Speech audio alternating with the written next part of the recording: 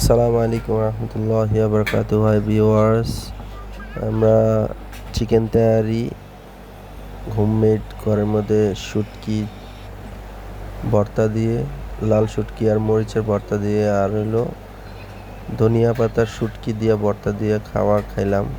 এটা হলো লাল শুটকির ভর্তা। সবচেয়ে বড় মজা ছিল হলো আলুটার কম্বিনেশন খুব ভালো ছিল। তেহারি এমনি ঘরের মধ্যে পাকাইছে, খুবই ভালো হয়েছে। বাকি আলুটা দিয়ে খুবই ভালো লাগছে।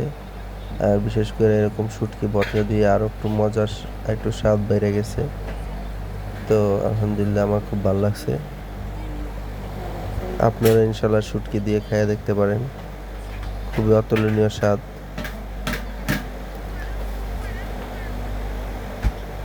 আলহামদুলিল্লাহ।